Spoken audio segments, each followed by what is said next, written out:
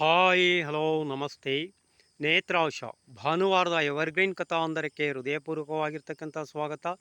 ಈ ಭಾನುವಾರದ ಕಥಾಹಂದರದ ಕಥಾವಸ್ತು ಮತ್ತೊಮ್ಮೆ ಹುಟ್ಟುವುದಾದರೆ ಏನಾಗಿ ಹುಟ್ಟಲು ಬಯಸುತ್ತೀರಿ ಎಂಬತಕ್ಕಂಥ ಒಂದು ಸುಂದರವಾಗಿರ್ತಕ್ಕಂಥ ಕತೆ. ಈ ಸರಳ ಪ್ರಶ್ನೆಯನ್ನು ನಮಗೆ ಯಾರಾದರೂ ಕೇಳಿದರೆ ನಮ್ಮ ಉತ್ತರ ಏನಿರಬಹುದು? ನಿಮಗೆ ಮತ್ತೊಮ್ಮೆ ಹುಟ್ಟಿ ಬರುವ ಅವಕಾಶ ಸಿಕ್ಕರೆ ಏನಾಗಿ ಹುಟ್ಟಿ ಬರಲು ಬಯಸುತ್ತೀರಿ? ನಾವು ಉತ್ತರ ನೀಡುವ ಮುಂಚೆ ಇದೇ ಪ್ರಶ್ನೆಗೆ ಕೆಲವು ಮಹಾನುಭಾವರು ನೀಡಿದ ಉತ್ತರಗಳನ್ನು ನೋಡಬಹುದು. ಸ್ವಲ್ಪ ವರ್ಷಗಳ ಹಿಂದೆ ಮೈಸೂರಿನ JSS ವಿಶ್ವವಿದ್ಯಾಲಯದ ಸಮಾರಂಭದಲ್ಲಿ ಮಾಜಿ ರಾಷ್ಟ್ರಪತಿ ದಿವಂಗತ APJ ಅಬ್ದುಲ್ ಕಲಾಂ ಅವರು ಭಾಗವಹಿಸಿ ಉಪನ್ಯಾಸ ನೀಡಿದ್ದರು. ಪೂಜ್ಯ ಸುತ್ತೂರು ಶ್ರೀಗಳವರು ಕಾರ್ಯಕ್ರಮವನ್ನು ಅತ್ಯಂತ ಅಚ್ಚುಕಟ್ಟಾಗಿ ಆಯೋಜಿಸಿದ್ದರು. ಉಪನ್ಯಾಸದ ನಂತರ ಕಲಾಂರವರು ವಿದ್ಯಾರ್ಥಿಗಳು ಕೇಳುತ್ತಿದ್ದ ಪ್ರಶ್ನೆಗೆ ಉತ್ತರಗಳನ್ನು ನೀಡುತ್ತಿದ್ದ ಶೈಲಿ ಎಲ್ಲರನ್ನೂ ಕುರ್ಚಿಯ ತುದಿಯಲ್ಲಿ ಕುಳಿತುಕೊಳ್ಳುವಂತೆ ಮಾಡಿತ್ತು. ಒಮ್ಮೆ ವಿದ್ಯಾರ್ಥಿ ಕಲಾಂ ಅವರನ್ನು ತಾವು ವಿಜ್ಞಾನಿಯಾಗಿದ್ದವರು, ಇಸ್ರೋದ ಅಧ್ಯಕ್ಷರಾಗಿದ್ದವರು, ಭಾರತವನ್ನು ರಾಕೆಟ್ ತಂತ್ರಜ್ಞಾನ ಕ್ಷೇತ್ರದಲ್ಲಿ ಮುನ್ನಡೆಸಿದವರು, ಭಾರತ ರತ್ನ ಪ್ರಶಸ್ತಿ ವಿಜೇತರು, ರಾಷ್ಟ್ರಪತಿಯಾಗಿ ಅಮೂಲ್ಯ ಸೇವೆ ಸಲ್ಲಿಸಿದವರು, ಈಗ ನಿಮಗೆ ಮತ್ತೊಮ್ಮೆ ಹುಟ್ಟಿ ಬರುವ ಅವಕಾಶವನ್ನು ಕೊಟ್ಟರೆ ನೀವು ಏನಾಗಿ ಹುಟ್ಟಲು ಬಯಸುತ್ತೀರಿ ಎಂದು ಪ್ರಶ್ನಿಸಿದರು. ಕಲಾಂ ಉತ್ತರಿಸಲು ಒಂದು ಕ್ಷಣವೂ ಹಿಂದೆ ಮುಂದೆ ನೋಡಲಿಲ್ಲ.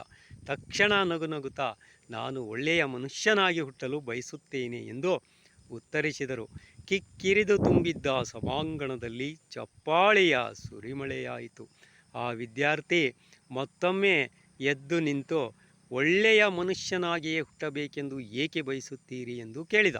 ಅವರು, ನಾನು ಒಳ್ಳೆಯ ಮನುಷ್ಯನಾದರೆ ಮಾತ್ರ ಒಳ್ಳೆಯ ವಿಜ್ಞಾನಿಯಾಗಬಹುದು, ಒಳ್ಳೆಯ ರಾಷ್ಟ್ರಪತಿಯೂ ಆಗಬಹುದು ಎಂದಾಗ ಸಭಾಂಗಣದಲ್ಲಿ ಮತ್ತೆ ಚಪ್ಪಾಳೆಯ ಸುರಿಮಳೆ. ಪೂಜ್ಯರಾದ ಸ್ವಾಮಿ ಚಿನ್ಮಯಾನಂದಜಿಯವರು ಒಮ್ಮೆ ತಮ್ಮ ಉಪನ್ಯಾಸದಲ್ಲಿ ಹೇಳಿದ್ದ ಒಂದು ಘಟನೆ. ಒಬ್ಬ ಹಿರಿಯ ನ್ಯಾಯಾಧೀಶರಿದ್ದರು. ಒಳ್ಳೆಯ ಹೆಸರನ್ನು ಗಳಿಸಿದ್ದವರು, ವೃತ್ತಿಗೂ ಹುದ್ದೆಗೂ ಗೌರವ ತಂದುಕೊಟ್ಟವರು. ಅವರ ನಿವೃತ್ತಿ ಸಮಯದಲ್ಲಿ ಅವರನ್ನು ಇದೇ ರೀತಿಯ ಪ್ರಶ್ನೆಯನ್ನು, ತಾವು ನ್ಯಾಯಾಧೀಶರಾಗಿ ಸ್ತುತ್ಯರ್ಹ ಸೇವೆ ಸಲ್ಲಿಸಿದ್ದೀರಿ, ತಮಗೆ ಮತ್ತೊಂದು ಅವಕಾಶ ಸಿಕ್ಕರೆ ಏನಾಗಬೇಕೆಂದು ಬಯಸುತ್ತೀರಿ ಎಂದು ಕೇಳಲಾಯಿತು.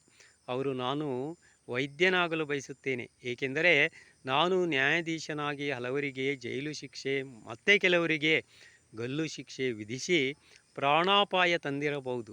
ವೈದ್ಯನಾದರೆ ಹಲವರ ಪ್ರಾಣವನ್ನಾದರೂ ಉಳಿಸಬಹುದೆಂಬ ಬಯಕೆ. ಅದು ಅಲ್ಲದೆ ನನಗೆ ಬಾಲ್ಯದಿಂದಲೂ ಡಾಕ್ಟ್ರಾಗಬೇಕೆಂಬ ಆಸೆ ಇತ್ತು. ಆದರೆ ಪರಿಸ್ಥಿತಿಗಳು ನನ್ನನ್ನು ನ್ಯಾಯಾಂಗಕ್ಕೆ ತಂದವು ಎಂದು ಹೇಳಿ ನಕ್ಕರು. ನಕ್ಕು ಸುಮ್ಮನಾಗಲಿಲ್ಲ.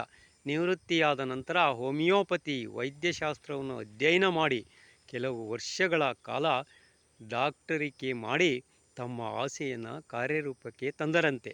ಈ ರೀತಿ ನಾವು ಕೂಡ ಏನಾದರಾಗಲಿ ಮೊದಲು ಮಾನವನಾಗು ಎಂಬತಕ್ಕಂಥ ಕುವೆಂಪುರವರ ಒಂದು ವಿಶ್ವಮಾನವ ಸಂದೇಶ ಇದೆ.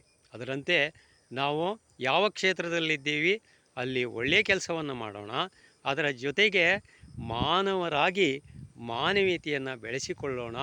ಮತ್ತೊಮ್ಮೆ ಹುಟ್ಟಿ ಬರುವುದಾದರೆ ನಾವೆಲ್ಲರೂ ಮನುಷ್ಯರಾಗಿ ಹುಟ್ಟೋಣ ಎಂಬತಕ್ಕಂಥ ಸಂದೇಶವನ್ನು ಹೊಂದಿರತಕ್ಕಂಥ ಈ ಪ್ರಸಂಗದ ಕಥೆಗಳನ್ನು ಕೇಳಿರ್ತಕ್ಕಂಥ ತಮ್ಮೆಲ್ಲರಿಗೂ ಕೂಡ ಹೃದಯಪೂರ್ವಕವಾಗಿರ್ತಕ್ಕಂಥ ಧನ್ಯವಾದಗಳು. ಮುಂದಿನ ಭಾನುವಾರ ಮತ್ತೊಂದು ಕಥೆಯೊಂದಿಗೆ ಆಗಮಿಸುತ್ತೇನೆ. ಅಲ್ಲಿಯವರೆಗೆ ಜೈ ಹಿಂದ್, ಜೈ ಕರ್ನಾಟಕ ಮಾತೆ, ಜೈ ಗುರುದೇವ್.